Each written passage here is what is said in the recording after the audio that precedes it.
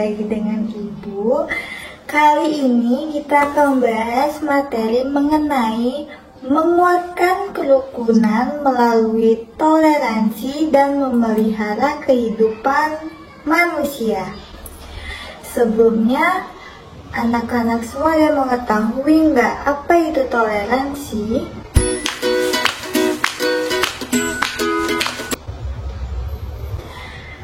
Baiklah, kita akan menjelaskannya pada materi kali ini ya. Tapi sebelum kita masuk ke materi tentang toleransi, anak-anak semua tahu nggak bahwasannya ada sebuah kisah yang sangat inspiratif bagi kita semua mengenai dalam kerukunan loh. Nah, baiklah, di sini Ibu akan menjelaskan terlebih dahulu mengenai kisah tersebut ya. Nah, toleransi dalam lintasan sejarah Muslim masyarakat di Madinah pada zaman Nabi Muhammad SAW adalah multi etnis yang dimana dan multi agama. Masyarakat ini kemudian disatukan dalam sebuah wadah negara dan konstitusi yang dikenal dengan Piagam Madinah. Piagam Madinah sendiri itu memberikan sebuah kebebasan beragama sesuai dengan ajaran masing-masing. Jadi pada perjalanan dalam lintasan sejarah itu ada yang disebut dengan Piagam Madinah. Piagam Madinah sendiri itu adalah sebuah menuntut kepada masyarakat sendiri agar memeluk agama dan ajarannya masing-masing. Lalu Rasulullah SAW juga berusaha menegakkan keadilan kepada semua komunitas maupun agama yang ada, sehingga tercipta suasana kedamaian dan ketentraman. Selain itu, apalagi ya? Selain itu, di dalamnya berisi aturan-aturan berkenan dengan orang-orang Muhajirin, Ansar, dan Yahudi. Ada 3 komunitas tersebut bersedia hidup berdampingan dengan kaum muslimin. Penghargaan terhadap keberadaan komunitas ini, pemeluk agama yang ada di Madinah merupakan perbedaan komunitas etnis, dan pemeluk agama yang ada di Madinah merupakan salah satu indikator adanya masyarakat yang harmonis, penuh pengertian dan sejahtera. Nah, nggak sampai situ aja loh, ternyata masih ada kelanjutannya.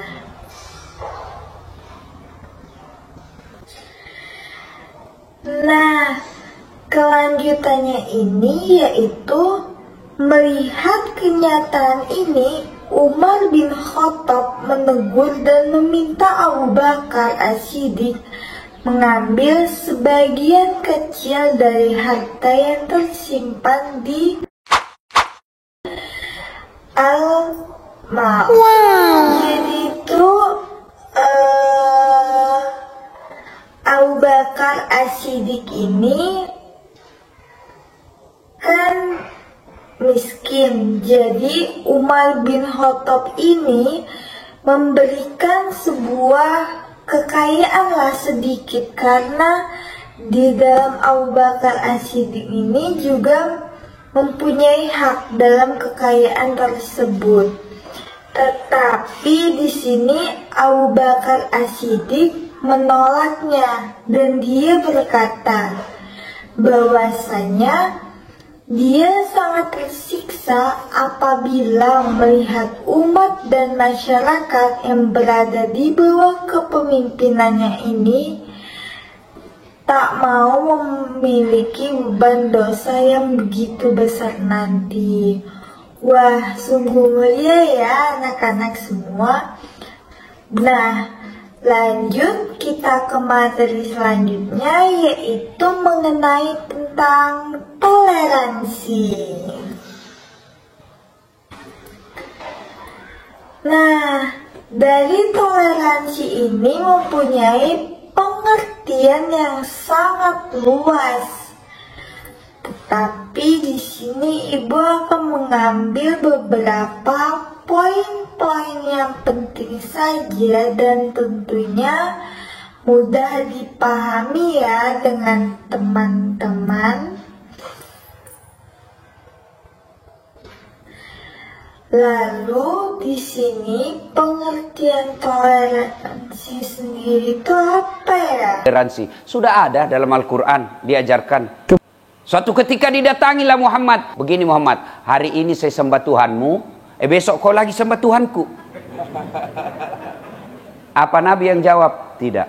Siapa yang jawab? Allah Subhanahu wa ta'ala ketika turun Quran surah Al-Kafirun. Intinya toleransi. Lakum dinukum, bagimu agamamu, bagiku agamaku. Kemudian ada beberapa ayat sebenarnya dalam Al-Quran yang menjelaskan tentang toleransi. Yang pertama itu, ini menurut beberapa ulama seperti Imam Nawawi dan Syekh Wahbah Zuhaimi, surat Yunus ayat 99, yaitu menjelaskan begini.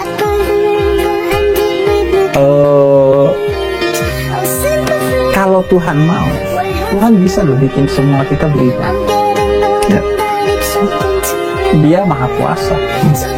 Tuhan bisa aja bikin lu kalau gak Islam gatal-gatal, alergi. Asyhadu an la ilaha illallah wa asyhadu anna Muhammadar Rasulullah, tiba-tiba hilang. Bisa. Sebagaimana Tuhan bisa bikin lu pasti makan dengan rasa lapar. Ya. Itu namanya taklid.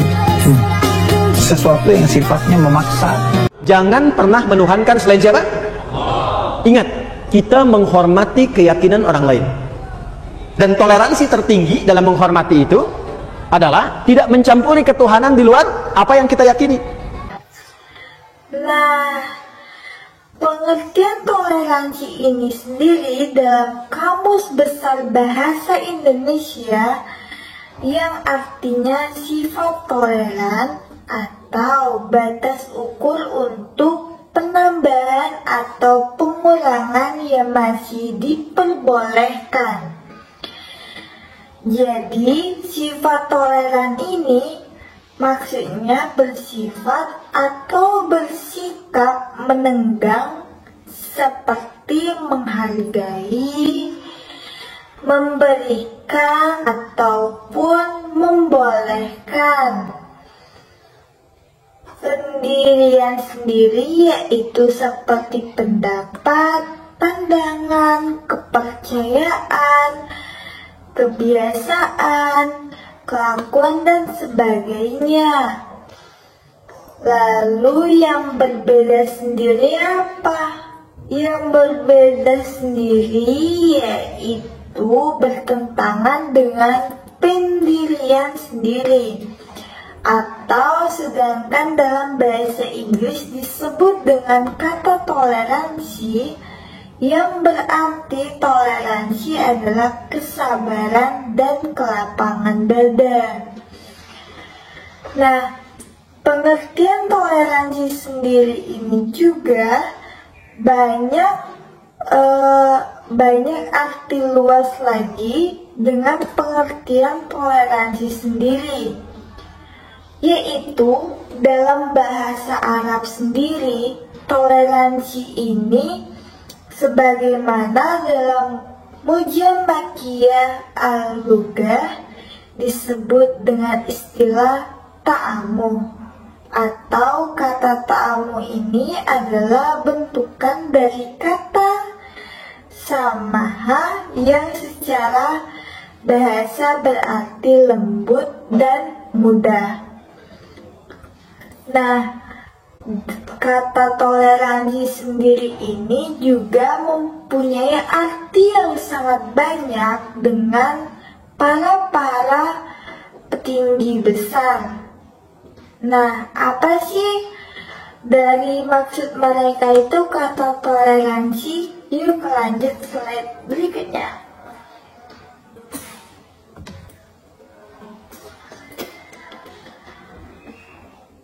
Toleransi pengertian menurut para ahli. Menurut Dr. Haji Yasin Sako Muhammad, tasamuh berarti berkisar antara kemurahan hati, mudah memaafkan, lapang dada, kesabaran, ketahanan emosional, menenggang rasa, menghargai, dan sebagainya.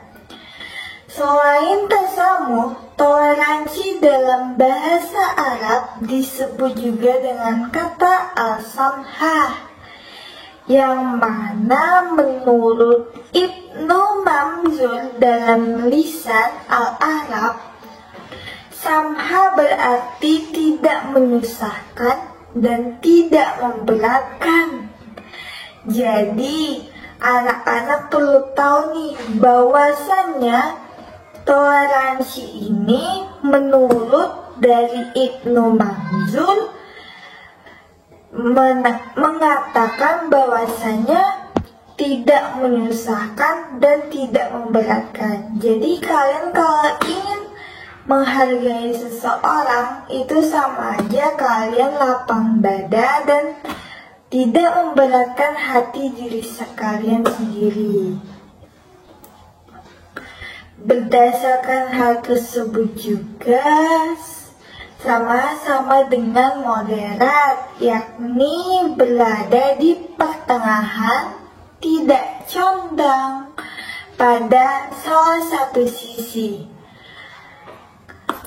Nah, untuk kata pengertian toleransi sendiri, kita kan sudah jelas nih apa itu toleransi dan bagaimana menurut kata para ahli sendiri kan. Nah, untuk para contohnya, apa ya kira-kira dengan toleransi ini? Yuk kita simak sama-sama.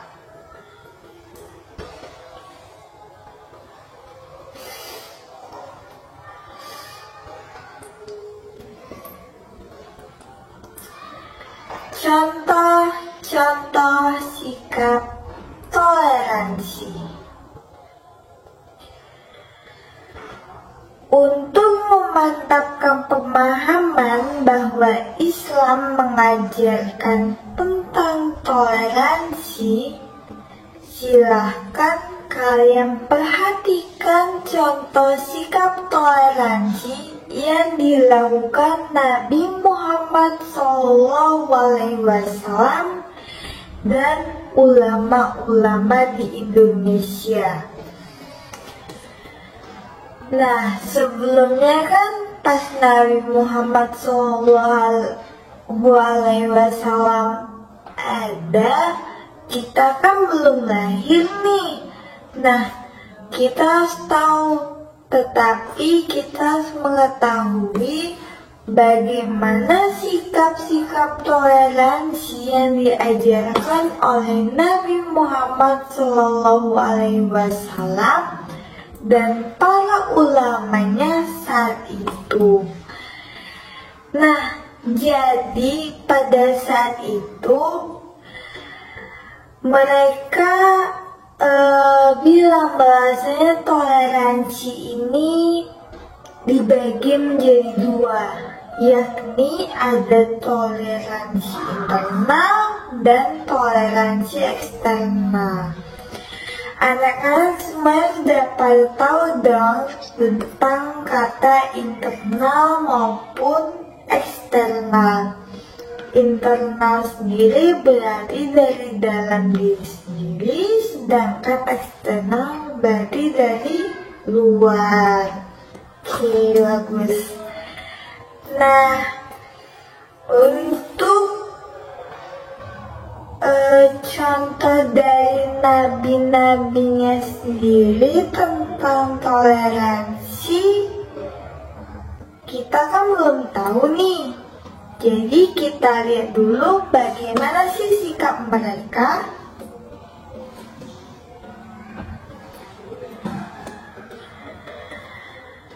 Nah, jadi contoh sikap toleransi yang dilakukan ulama Indonesia, Haji Hasyim Asy'ari dan Haji Abdullah Fakih Mas Kumambang. Haji Hasyim Asy'ari menggunakan beduk di Masjid Pesantren Tebuireng. Hal ini bertentangan dengan pendapat KH. Nah, sudah ada problem aja nih, bahwasanya sikap toleransi mereka itu dengan yang ulama lakukan itu bertentangan. Nah, apa sih yang bertentangan?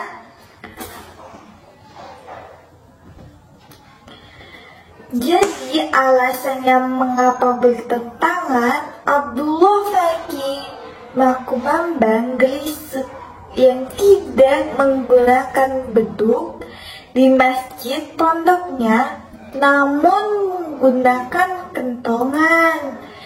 Jadi ada beberapa yang menggunakan beduk dan ada juga yang beberapa yang menggunakan kentongan.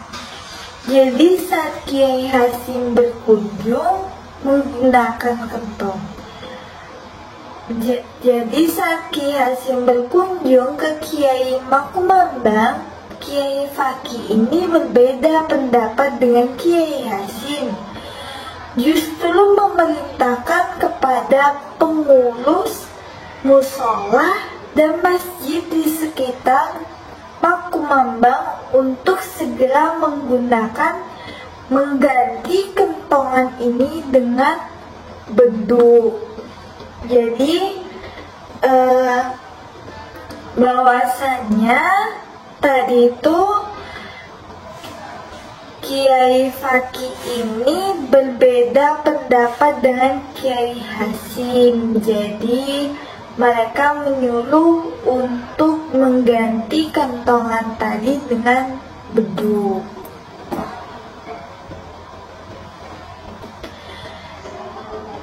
Di dalam toleransi ini terdapat juga pesan-pesan dalam Quran Surah Yunus ayat 40-41, yang dimana pesan yang terkandung dalam Quran Surah Yunus ayat 41-41 ini apabila dikaitkan dengan kehidupan saat ini, khususnya dalam menciptakan toleransi. Apa aja sih yang dapat kita terapkan dari Quran Surah Yunus tadi ini untuk dalam kehidupan sehari-hari? Jadi yang pertama adalah ayat-ayat yang berbicara tentang akidah atau keimanan hendaknya dijadikan panduan bagi kalian sebagai individu, bukan untuk mengukur dan menilai keimanan orang lain. Sebagaimana dijelaskan bahwasannya sebelumnya keimanan adalah perbuatan hati yang kalian tidak dapat mengetahuinya dengan panca indera. Hanya Allah Subhanahu wa Ta'ala yang dapat menilainya. Yang kedua adalah menghargai orang lain dalam semua perbedaan. Ini tentunya sangat wajib ya dalam umat muslim kita untuk saling menghargai, menghormati, menerima pendapat orang lain, tidak memaksakan kehendak orang lain. Jadi Jika kita ingin dihargai orang lain, maka kalian juga harus dapat menghargai orang lain. Jadi jika kalian di dalam suatu masyarakat ingin dihargai oleh seseorang, maka hendaklah kalian menjaga lisan, tutur kata, agar seseorang tersebut dapat menghargai kalian juga. Jadi toleransi ini kepada orang lain dalam berinteraksi sosial menjadi fondasi untuk mewujudkan kedamaian dan kerukunan di masyarakat.